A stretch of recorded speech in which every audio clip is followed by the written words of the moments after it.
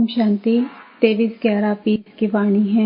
मीठे बच्चे, तुम देही अभिमानी बनो तो सब बीमारियां खत्म हो जाएंगी और तुम डबल से ताज विश्व के मालिक बन जाएंगे। प्रश्न: पाप के सन्मुख किन बच्चों को बैठना चाहिए? उत्तर: जिन्हें ज्ञान डांस करना आता है। ज्ञान डांस करने वाले बच्चे जब बाप के सन्मुख होते हैं तो बाबा की मुरली भी ऐसी चलती है। अगर कोई सामने बैठ इधर उधर देखते तो बाबा समझते यह बच्चा कुछ भी समझता नहीं है।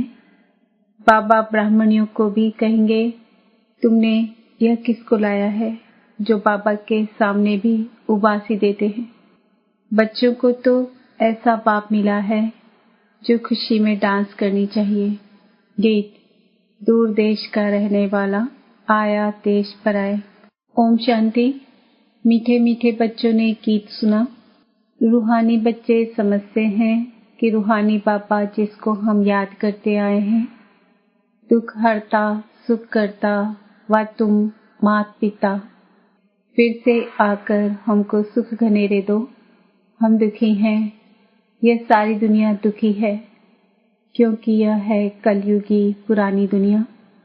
पुरानी दुनिया अथवा पुराने घर में इतना सुख नहीं हो सकता जितना नई दुनिया नए घर में होता है। तुम बच्चे समझते हो हम विश्व के मालिक आदि सनातन देवी देवता थे। हमने ही 84 जन्म लिए हैं। बाप कहते हैं, बच्चों तुम अपने जन्मों को नहीं जानते हो कि कितने जन्म पाठ बचाया है। मनुष्य समझते हैं 84 लाख पुनर्जन्म है। एक एक पुनर्जन्म कितने वर्ष का होता है? 84 लाख के हिसाब से तो सृष्टि चक्र बहुत बड़ा हो जाए। तुम बच्चे जानते हो हम आत्माओं का बाप हमको पढ़ाने आए हैं। हम भी दूर देश के रहने वाले हैं। हम कोई यहाँ के रहने वाले नहीं हैं। यहाँ हम पाठ बजाने आए हैं। बाप को भी हम परमधाम में याद करते हैं। अभी इस पराये देश में आए हैं।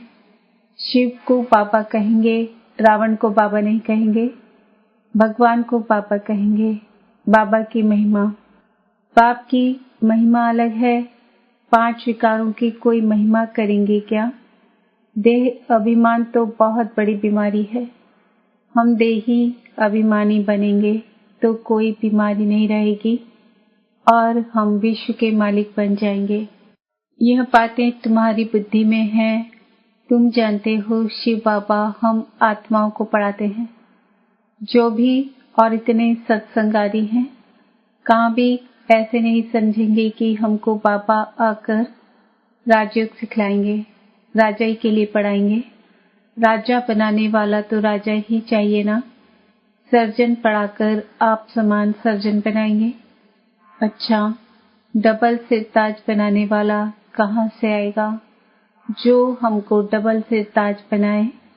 इसलिए मनुष्यों ने फिर डबल सिरताज कृष्ण को रख दिया है। परंतु कृष्ण कैसे पढ़ाएंगे? जरूर बाप संगम पर आए होंगे, आकर राजा स्थापन की होगी। बाप कैसे आते हैं यह तुम्हारे सिवाय और कोई की बुद्धि में नहीं होगा। दूर देश से बाप आकर हमको पढ़ाते हैं, राजयोग सिखलाते हैं। बाप कहते हैं मुझे कोई लाइट व रत्न जड़ित ताज है नहीं। वह कभी राजा ही पाते नहीं, डबल सिर ताज बनते नहीं, औरों को बनाते हैं। बाप कहते हैं हम अगर राजा बनता तो फिर रंक भी बनना पड़ता। भारतवासी राव थे, अब रंक है।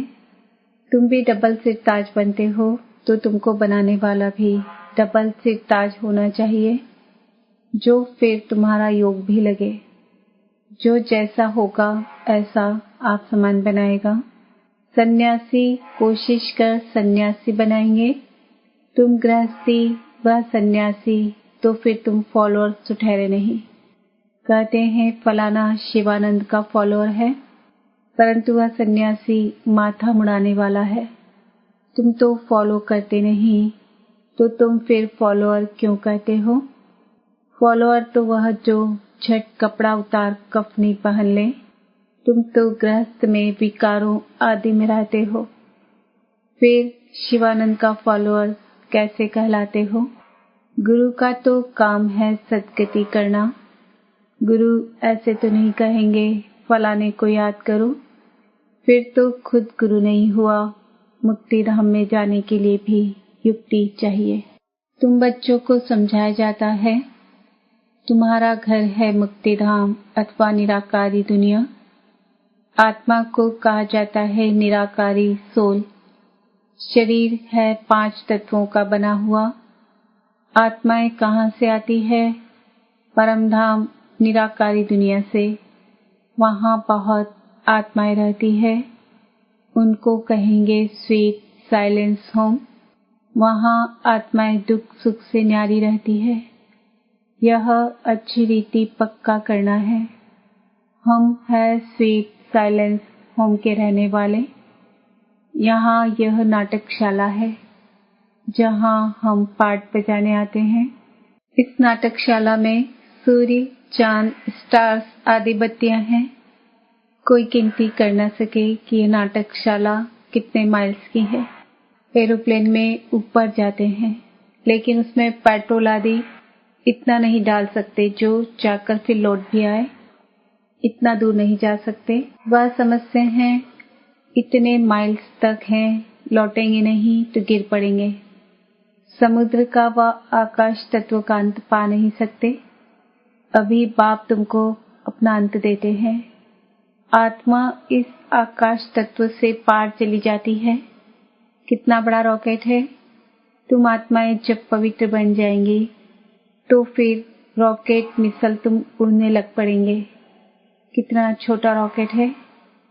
सूर्य चांद से भी उस पार मूल वतन में चले जाएंगे। सूर्य चांद का अंत पाने की बहुत कोशिश करते हैं। दूर के स्टार्स आदि कितने छोटे देखने में आते हैं, है तो बहुत बड़े। जैसे तुम पतंग उड़ाते हो तो ऊपर में कितनी छोटी छोटी दिखाई पड़ती है। बाप कहते हैं तुम्हारी आत्मा तो सबसे तीखी है। सेकंड में एक शरीर से निकल दूसरे गर्भ में जाए प्रवेश करती है। किसका कर्मों का हिसाब किताब लंदन में है तो सेकंड में लंदन जाकर जन्म लेगी। सेकंड में जीवन मुक्ति भी गाई हुई है ना। बच्चा गर्भ से निकला और मालिक बना, वारिस हो ही गया। तुम बच्चों ने भी बाप को जाना, गोया विश्व के मालिक बन गए। बेहद का बाप ही आकर तुमको विश्व का मालिक बनाते हैं। स्कूल में बैरिस्ट्री पढ़ते तो बैरिस्टर बनेंगे। यहाँ तुम डबल सिरताज बनने के लिए पढ़ते हो। अगर पास होंगे तो डबल सिरताज जरूर बनेंगे। फिर भी स्वर्ग में तो जरूर आएंगे। तुम जानते हो बाप तो सदैव वहाँ ही रहते हैं। ओ गॉडफादर कहेंगे तो भी दृष्टि जरूर ऊपर जाएगी। गॉडफादर है तो जरूर कुछ तो उनका पाठ होगा ना। अभी पाठ बजा रहे हैं। उनको बागवान भी कहते हैं। कांटों से आकर फूल बनाते हैं।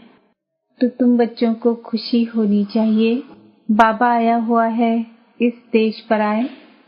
दूर देश का रहने वाला आए देश पर आए। दूर देश का रहने वाला तो बाप ही है और आत्माएं बीमार रहती है। यहाँ फिर पाठ बजाने आती है। देश पर आए यह अर्थ कोई नहीं जानते हैं। मनुष्य तो भक्ति मार्ग में जो सुनते हैं वह सत सत कहते रहते हैं। तुम बच्चों को बाप कितना अच्छी रीति समझाते हैं। आत्मा इम्प्योर होने से उड़ नहीं सकती है। प्योर बनने बगैर वापस जा नहीं सकती। पतित पावन एक ही बाप को कहा जाता है। उनको आना भी है संगम पर। तुमको कितनी खुशी होनी चाहिए। बाबा हमको डबल सिरताज बना रहे हैं। इससे ऊंच दर्जा कोई का होता नहीं। बाप कहते हैं मैं डबल सिरताज बनता नहीं हूँ। मैं आता ही हूँ एक बार पराये देश पराये शरीर में। यह दादा भी कहते हैं मैं शिव थोड़े ही हूँ। मुझे तो लकीराज कहते थे, फिर सरेंडर हुआ तो बाबा ने ब्रह्मा नाम रखा। इसमें प्रवेश कर इनको कहा कि तुम अपने जन्मों को नहीं जानते हो। 84 जन्मों का भी हिसाब होना चाहिए ना। वो लोग तो 84 लाख का देते हैं, जो बिल्कुल ही इम्पॉसिबल है। 84 लाख जन्मों का राज समझाने में ही सैकड़ों वर्ष लग जाएं, याद भी पड़ ना सके। 84 लाख योनियों में तो पशु पक्षी आदि सब आ जाते हैं। मनुष्य का ही जन्म दुर्लभ कहा जाता है। जानवर थोड़ी नॉलेज समझ सकेंगे। तुमको बाप आकर नॉलेज पढ़ाते हैं, खुद कहते हैं मैं आता हूँ रावण राज्य में। माया ने तुमको कितना पत्थर बुद्धि बना दिया है। अब फिर बाप तुमको पारस बुद्धि बनाते हैं। उतरती कला में तुम पत्थर बुद्धि बन गए, अब फिर बाप चढ़ती कला में ले जाते हैं। नंबरवार तो होते हैं ना। हर एक को अपने पुरुषार्थ से समझना है। मुख्य बात है याद की।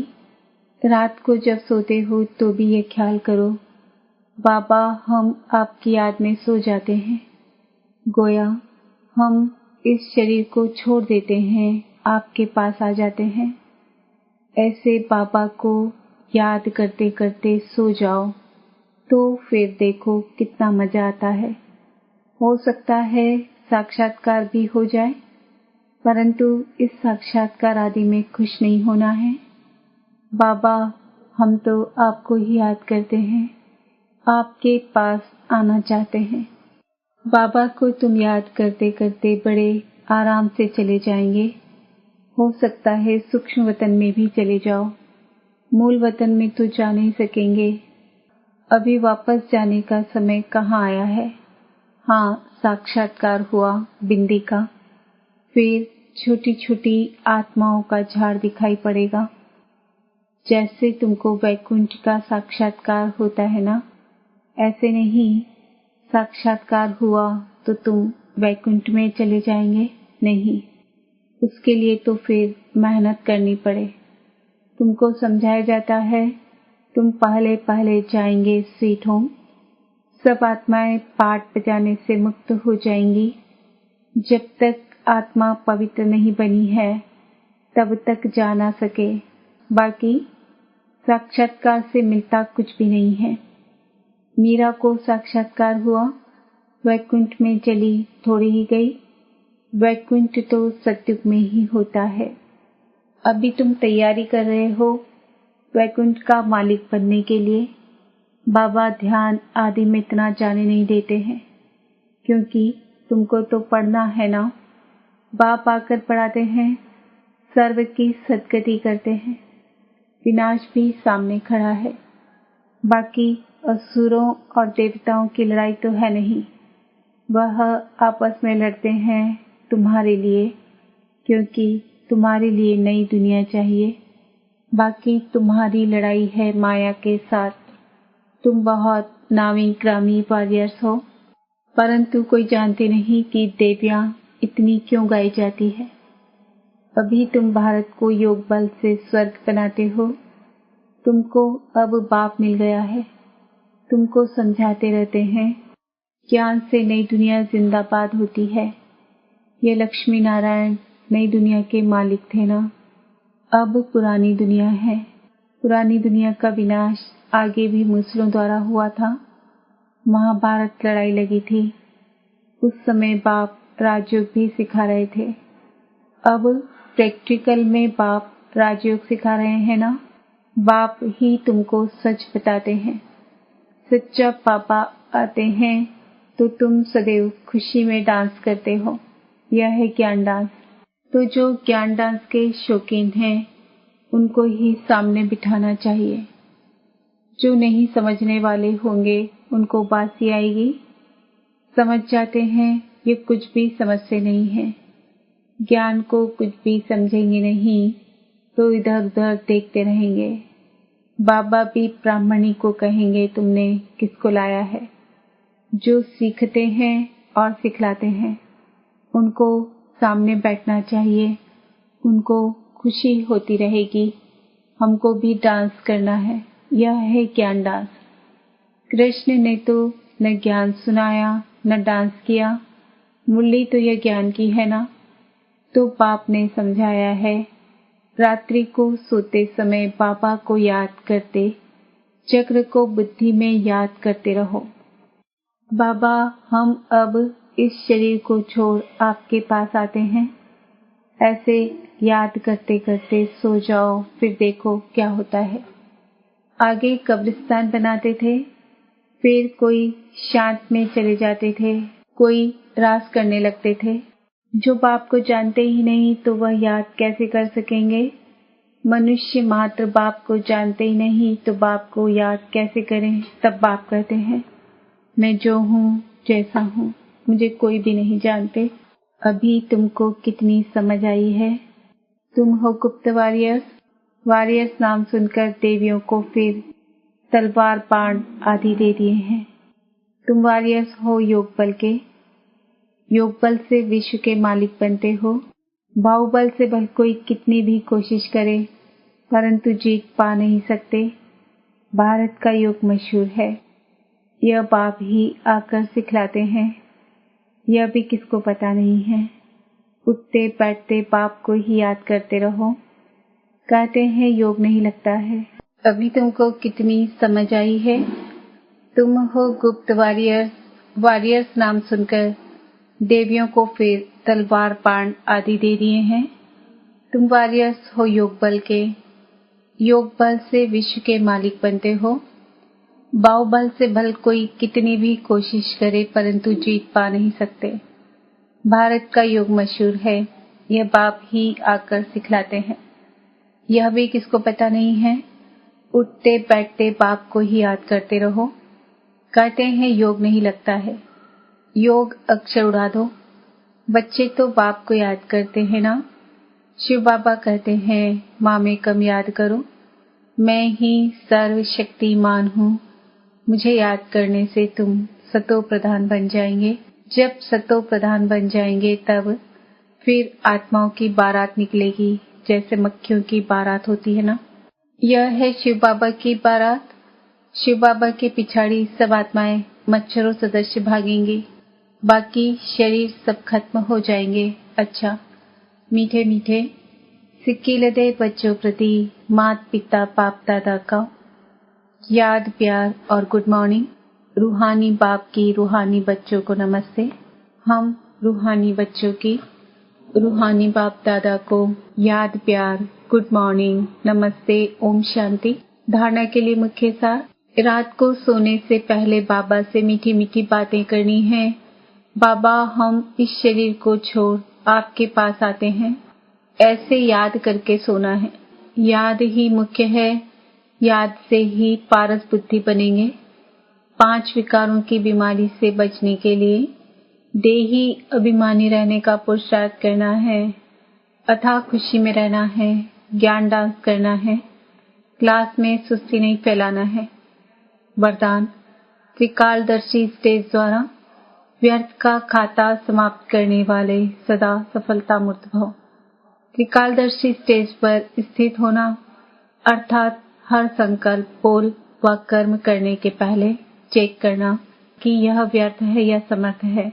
व्यर्थ 1 सेकंड में पद्मों का नुकसान करता है। समर्थ 1 सेकंड में पद्मों की कमाई जमा करता है। सेकंड का व्यर्थ भी कमाई में बहुत घाटा डाल देता है, जिससे की हुई कमाई भी छिप जाती है। इसलिए एक कालदर्शी हो। कर्म करने के बजाय त्रिकालदर्शी स्थिति पर स्थित होकर करो तो व्यर्थ समाप्त हो जाएगा और सदा सफलता मूर्त बन जाएंगे। स्लोगन। मान, शान और साधनों का त्याग ही महान त्याग है। आज का सम्मान है, मैं आत्मा सदा सफलता मूर्त हूँ। ओम शांति।